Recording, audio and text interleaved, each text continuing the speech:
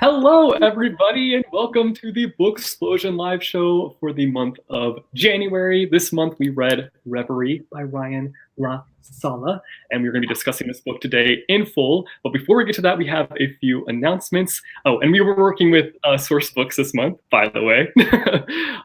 So next month, we will be reading. Actually, Kat, why don't you announce the Booksplosion book of the month for the month of February? Wayward Son by Rainbow Rowell is going to be our February book of the month pick.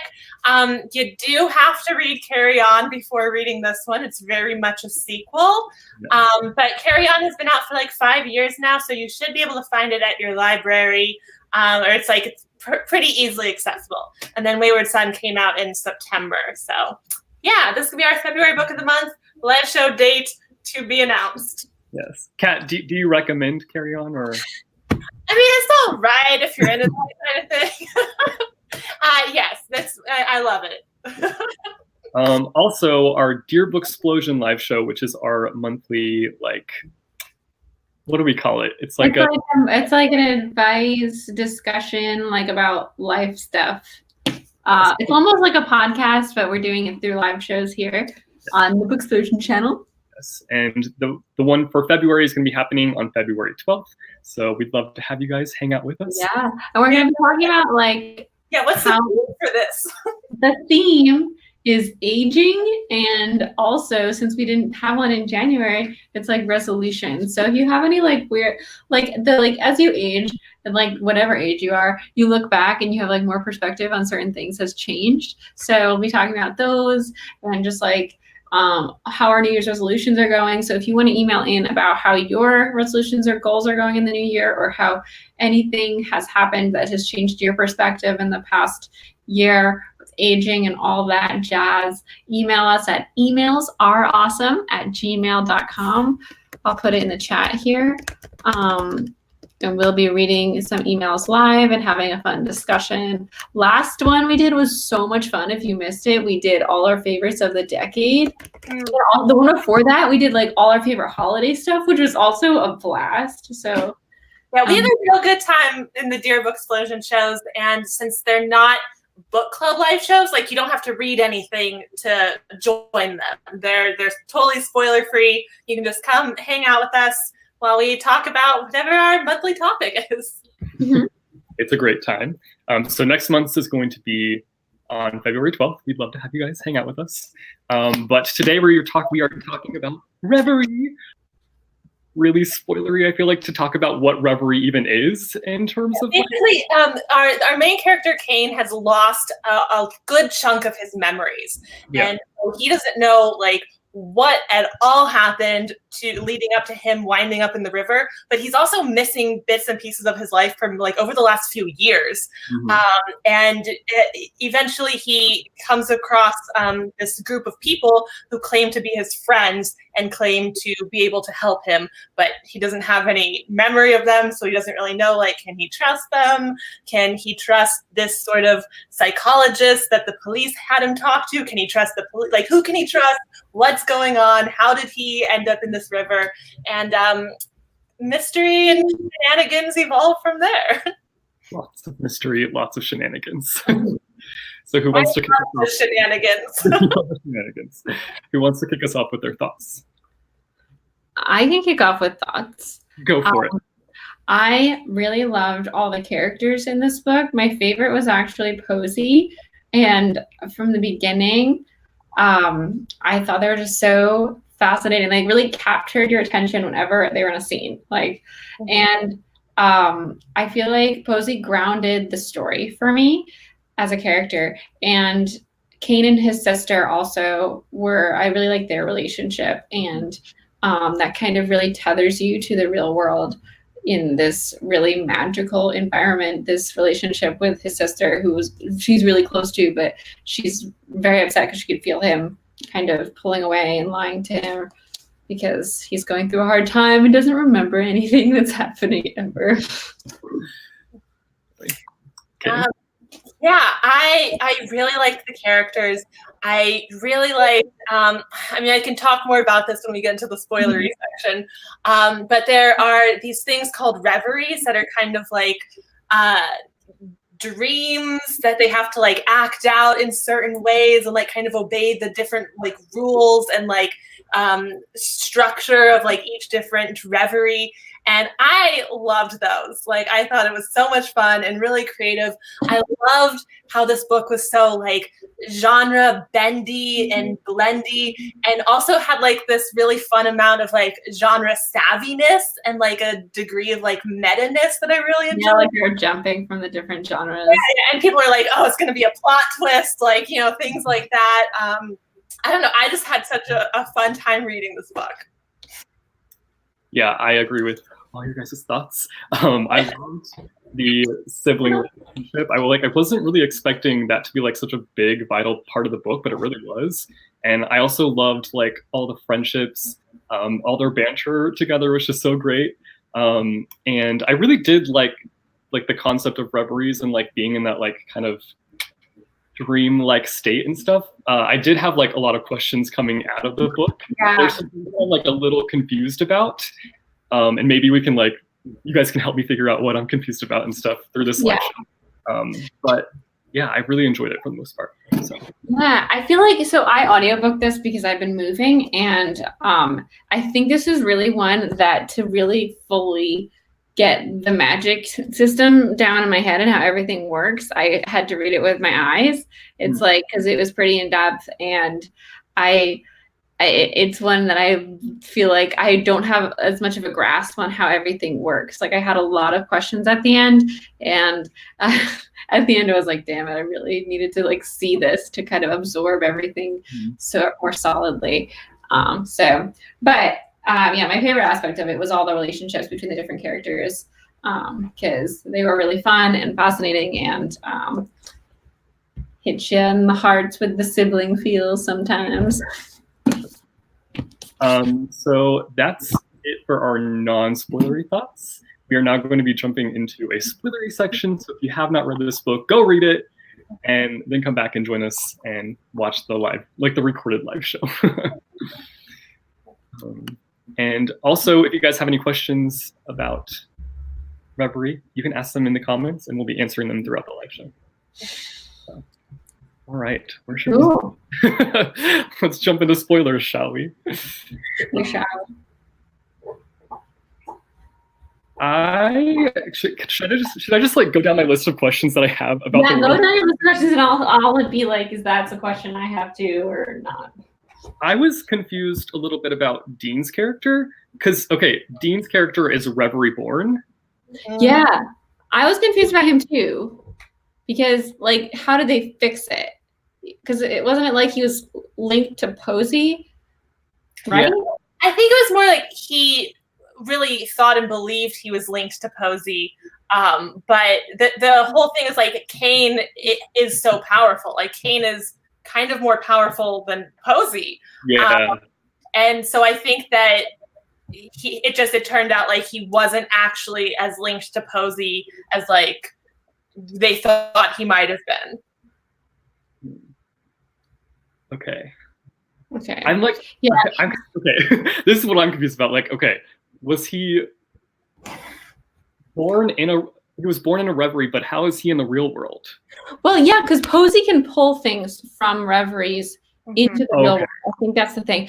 But what I don't really get about Reveries is that, like saying he was born there, he acts like he grew up there. Is it like a parallel universe, or is it like a dreamscape? Like, since I'm like such a huge Inception fan, I was picturing this like Inception, but then like the further we got into the book, the more confused I got, because I guess I was picturing it wrong, because like the Reveries just pop out of any time of day. Like, you don't have to be sleeping. Everyone gets involved. Like, and then what I kind of interpreted it as is that the Reveries, like, for the people in the Reveries, like, it is essentially a parallel world for them. And like, that is like the only reality that they know. Right. But like, so they're not figments of the imagination of the person. Like, what Reverie did they pull Dean out of, and whose imagination did he come from? I mean, I can see the confusion around that, but I think that's where like the magic system comes into play, and it's like inspired by someone's sort of daydream and like inner world, but the magic breathes a different life into it and like makes it real in a way. But yeah, there is still like some sort of I like dreaminess and like confusion about like what exactly is going on there. So I get that, but like all of the like plot twists that hit me the hardest were still things that I was able to follow. Like when we learn that Dean is from a Reverie, like we already like it's easy to know and easy to follow. Yeah. Like the big twist, like him being like, ooh, you can get that, like you understand that, like what's going on. It's like it's just like the mechanics. I feel like that I wasn't solid on. I also wanted to point out, just talking about Dean, I loved the relationship with Dean and Kane. I really, really liked it. I wanted more. I always want more of the relationship. It was like just the start of like their relationship, basically. Janelle in the comments has a really interesting point. They didn't kill Posey. They made her into like a charm and like kept her in the Reverie. So like maybe that's why Dean didn't die, because like Posey didn't actually die. Yeah, like a cicada charm or something. Yeah. That's cicada. Yeah. That makes a lot of sense, actually. Is it like a cicada comes out every 16 years or something? Is he gonna come back? Is she gonna come back? I mean, there is a little bit of like, this is a standalone, and I feel like we had a nice like ending to the standalone. But there is that line about like Kane wondering like, oh, like Posey's sisters are out there, and like maybe they'll have to deal with them in the future, kind of. You know what? Okay, I know like Posey talked about making them, but I don't understand the mechanics of how they were made. Like, did she pull their powers from a dream and like make them eat them?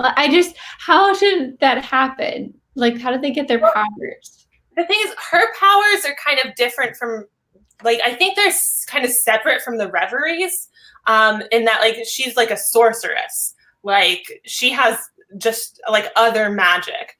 So she pulled their powers from their pain. Someone says in the comments, like their powers were like connected to their pain. Okay, so she didn't like deem each person a specific power that was just like related to their pain and how they processed things. I mean, I don't know if she was just like. No, I kind of remember actually. They were talking about how like Ursula like doesn't want to be violent, so she has that kind of power, and the Elliot's dad is manipulative or something. Not Elliot. Is it Elliot again? Yeah, it's because Posey didn't want to give them powers that they would abuse or that they would be like too power hungry for. She wanted to give them powers that like to a certain degree they didn't want and didn't like. Yeah. She made it harder for them to use their powers. Yeah. And I was also wondering, like, so there's got to be other people like Posey out there. Where are they, and like, what are they doing with their powers, and are there more people involved in Reveries? And I'm curious. Probably, but we're not seeing that side of the story. Because I just feel like if this is going on all the time, everywhere, then there's got to be more people with for sure abilities. Like, because I feel so. My understanding in the beginning was like they were a team trained to do this, and maybe that's also because of Inception. But like they each had a job, so it was like each specific. So does Posey have other teams in other areas doing the same thing? Well, it doesn't sound like they were Posey's team necessarily. Like, it sounds like Kane was their leader, and like Kane recruited them. But Posey gave them all powers. Yes. Well, Posey manipulatively recruited them, and Kane recruited them after. Yeah.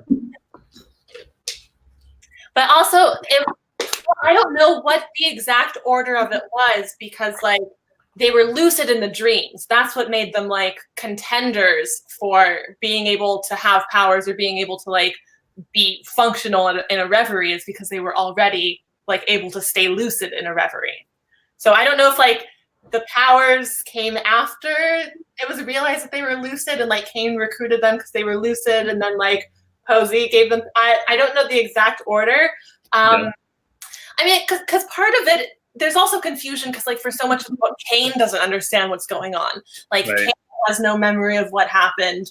And so we're all kind of going off of, like, who said what and, like, trying to piece this all together. Yeah. I think Dylan just asked, I don't understand the crown. And to my understanding, the crown was something that Posey made to control Kane. It was kind of like a mind control thing.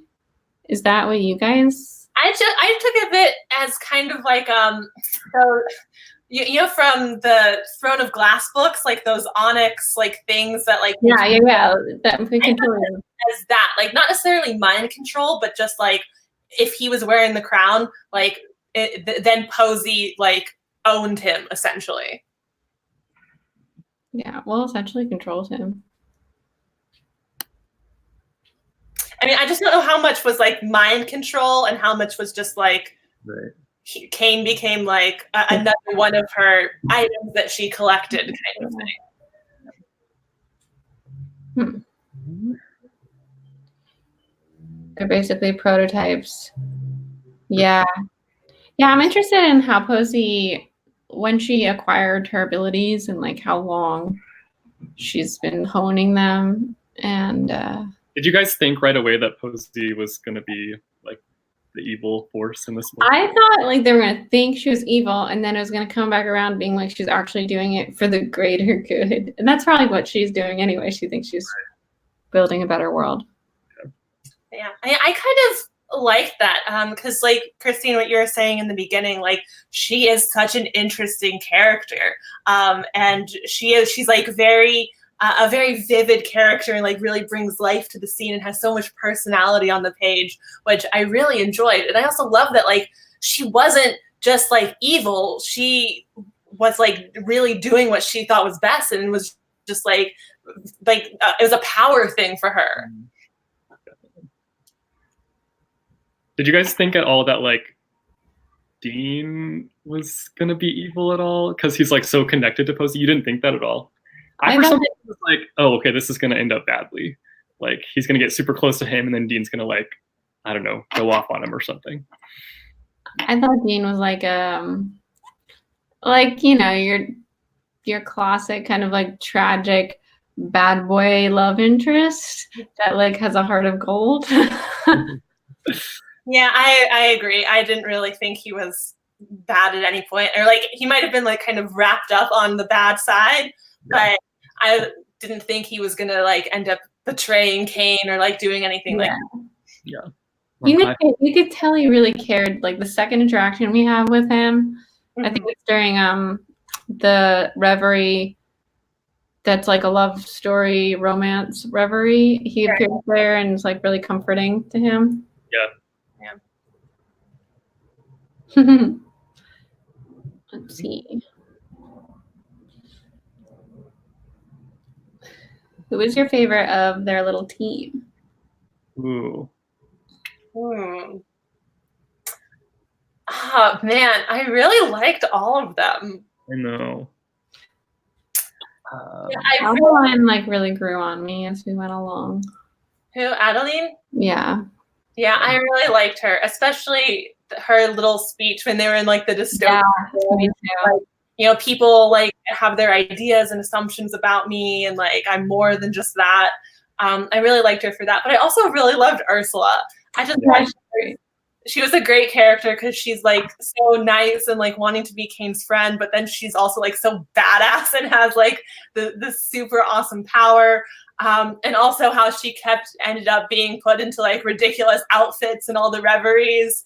And she was so bad at improv. Like I really loved that moment where Adeline is like, we have to get her in an improv class. That was a good moment.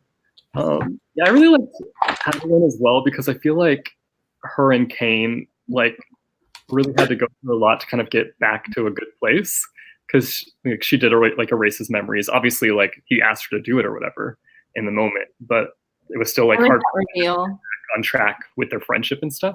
So I just really liked that like connection and like being able to see how far they came by the end of it.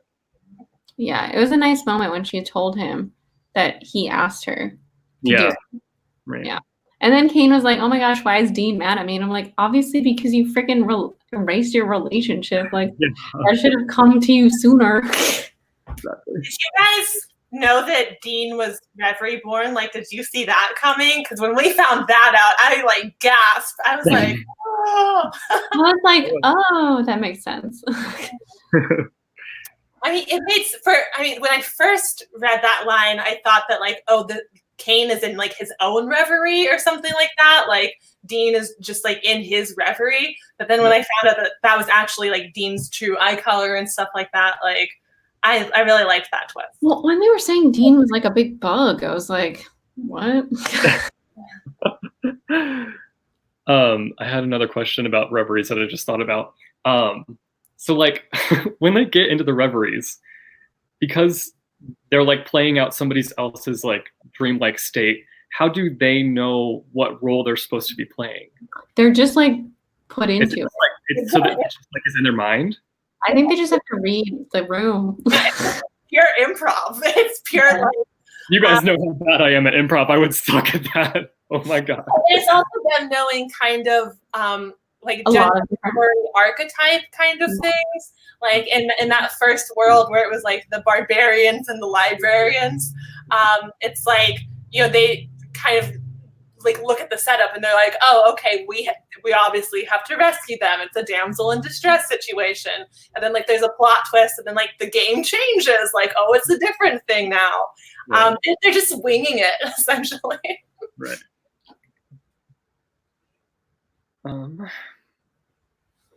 Let's see, any questions? We're taking your guys' questions from the comments, so if you have any, submit them through the comments. Throw them in, or the chat. My bad. Or would you like to see this novel be a movie or TV show? I actually think it would make a really great visual. Yeah, definitely. Anything, because a lot of what's being described is way cooler to see it than to hear it. Like, yeah, because like stepping into, I think reveries in itself would be much more easy to wrap your mind around if you saw the physics of it like happening.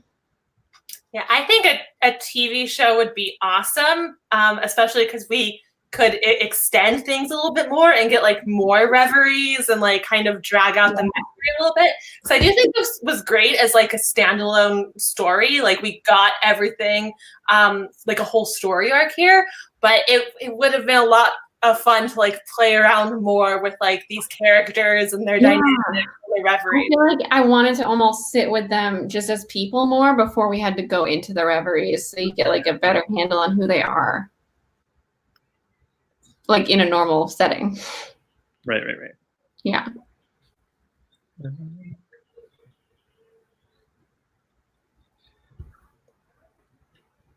Do you guys have a fan cast for anybody in this? Fan cast. Oh, it's so hard. It's the hardest question because like I don't visualize actors. I know. I don't visualize actors either. I just make up how they look. Do any of you have a fan cast? Put it in the chat. Know what your fan casts are. Yeah. I mean,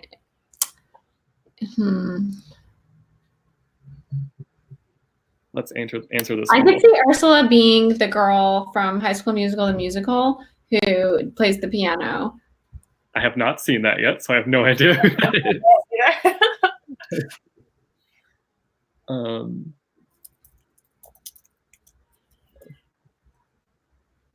Would you want more books in this world, not just with these characters, but in the general world?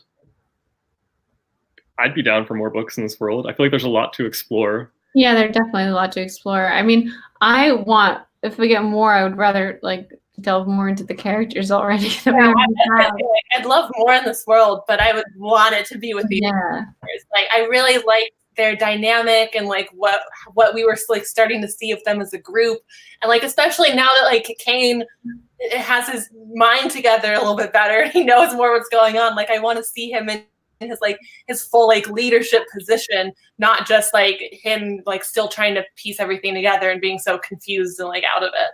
Yeah, I feel like the more I like now experience the past 5 years, anytime I experience like the amnesia trope, I get really irritated really quickly. I just want them to know. So we can just go forward knowing. Like, I think I just got really scarred from Vampire Diaries with that trope, and I just like never want to see it anymore. Like, I mean, I feel like with this book, it almost worked a little bit better because like we were learning everything with Kane. It wasn't like we knew what was going on and we were like, I wish he understood this already. We were like, what's going on? Like none of us know. well, like I would like if it was the first time, but he already knew the people. Like, I mean, we almost needed it for the way the plot went because we needed those twists to hit us like they hit him. But like, oh, I just had an example and I lost it as I was saying that. Damn it. What were we even talking about? Oh, amnesia. What did you just say, Kat? Amnesia about like the plot kind of had to be that way for Kane to like not know what's going on so that we like learn. Oh yeah. So like, okay. So something like Clary going into like the shadow world, like learning with her, like she didn't already know this. And it was irritating that everyone like knew him already, but like was acting like they didn't. It just annoyed me. It just like freaking talk to him. Like it's just they're like we can't. Oh, why couldn't they tell him? Like why couldn't they? Is it because he told them not to tell them? Like what was up with that? And then only Dean would talk to him, and like they wouldn't. There was this drama with like Dean was like, "Don't tell the others," and it's like, why not though? What was the point? I guess it was because Posey would have killed him, but like they talked to him anyway.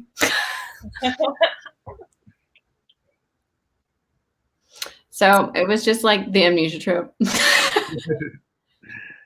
At what point did you guys really get engaged with this novel? I think for me, it was like when Kane first met Posey. That's when I like really got pulled Me too. That what's going on? Like at the police station. Yeah. That scene. I liked that part because like Posey was such a great character. Yeah. But it was also that moment for me when Kane overheard them in the boiler room meeting, and he's like, "Why are these three people, like Elliot and Adeline and Ursula, like why are they all here, like talking about me?" And like, these three random people from like seemingly different groups, like different cliques and stuff. Like that's when I was like, "Ooh, this is getting interesting." And then also like when that first Reverie kicked off, I was just like, "Yeah, this is fun." Yeah. I was just reading the comments. What lessons did you take away from the book? Mm-hmm. Interesting. Trying to think here. I mean, there's a lot in there. Just like really great musings about dreams and the different ways that people, why they need them or what they can become to them. Like sometimes they're dangerous and sometimes like, but if you take them away, I really liked how they talked about like if you take away a person's reverie, it takes away like part of their soul because it's so much of their imagination and like their hopes and goals and fears. And that was really fascinating to think about. Yeah. I also like the sort of themes that Kane was dealing with, like overcoming his thing of like wanting to escape and wanting to run away and like sort of learn how to like muster the courage and like he can't run away from this problem. He has to like go in and face it. I like that part too. Yeah, and I also love, I think there's like an ongoing theme of just like not judging a person by like their stereotypical archetype going on throughout the whole thing. Like with Ursula, and at first it started with Ursula, I think, when he was talking about the, what was it? Beware of dog sign and stuff. And we completely misjudged her, or like he knew, but yeah, you know what I'm saying. And also just the way that everyone's powers was kind of like a subversion of their character. Yeah. Like Ursula is like, doesn't like confrontation and like she's so nice and like a sweet character who like stress bakes and stuff. And she has like the super strength kind of thing. Mm-hmm. I like this question. What would be your reverie?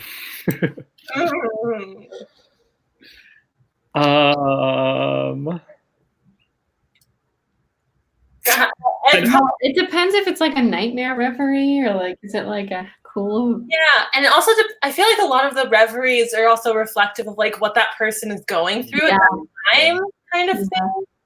I feel like I read so many books that mine would probably be along the lines of Sophia's, like some like teen dystopian kind of thing. That was fun. That'd be good. What about you, Jesse? I don't know. Can mine just be set in Japan? I want it set in Japan. Okay, but what's the plot? And the plot is I'm lost. Because that's how I feel in life right now. I feel so lost with what I want to do next and stuff. So something like that. Yeah, I feel like mine right now would probably be a nightmare escape because I've just had like a really anxious month. Yeah. Getting through it, but I don't know if it'd be like a fun bookish one right now. If it was, it'd be like a Harry Potter magic. I have that actually all the time, so that's what it would be. I have amazing Harry Potter dreams where like I can fly and I can do Protego and Stupefy. And one time I like protected the whole town with my like really great Protego. And like when someone was attacking it, this big shield came up and I was like so proud. I was like, yeah, save the town. I wonder if, I obviously like in the book, we couldn't get into reveries that were like copyrighted material, but I wonder if like in the world, like people's reveries could be like lifted from like favorite TV shows and books. Like we have like a Harry Potter reverie. Well, it is. That's what the Old Ladies was from the romance book. It was like yeah, but it was like I mean it was her own romance that she was having in it, but like it was the setting of that book. Right. Yeah, that was cool. But yeah, that was a cool question. Good one. I'm gonna wrap up with like a couple more questions before we talk about next month. And yeah.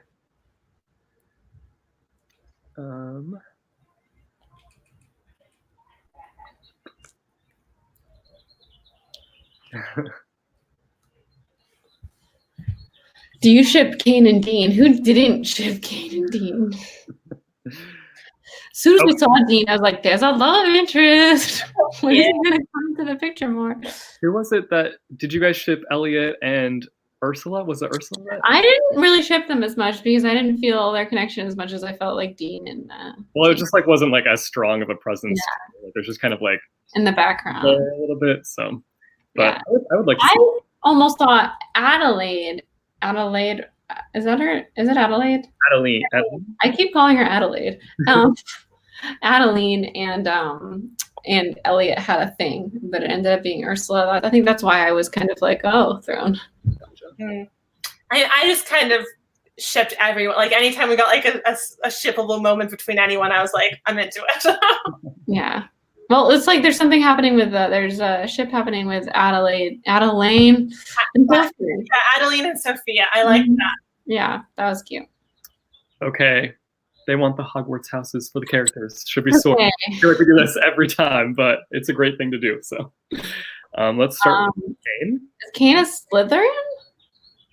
I feel like he has Slytherin. He definitely has Slytherin traits, like, but he might be a Gryffindor. There's like a line there. Yeah, there's always a line there. Like we mention that every time. Well, I would have said Hufflepuff, but I don't think Hufflepuff would ever erase their mind like that. Yeah, do you have but he didn't save people. He did it as like a self. He did save people, but I think that's more of a Gryffindor thing. Yeah, I was gonna say I don't think he's like he didn't have like that ambition that I associate with Slytherins. Like he wasn't like power hungry or anything. Well, he they wanted more power, but it was for their relationship. Right? Yeah. Well, because Posey kept playing like how they're more similar than you think. True. And I do think that Posey is a Slytherin. Yeah, Posey definitely is a Slytherin. Yeah. But Kane, I think he wanted the power, but for more wholesome. He wanted the power so that him and Dean could run away. Yeah, I think it's Gryffindor. I think he's Gryffindor. Like, I could see Gryffindor. because he says like he's afraid, he's running away, but the thing is he's not. He's like, Yeah. he's facing everything now. Like a Gryffindor coming into his Gryffindor. Yeah. And I think Ursula is a Hufflepuff. Oh yeah. Oh yeah, 100%. For sure.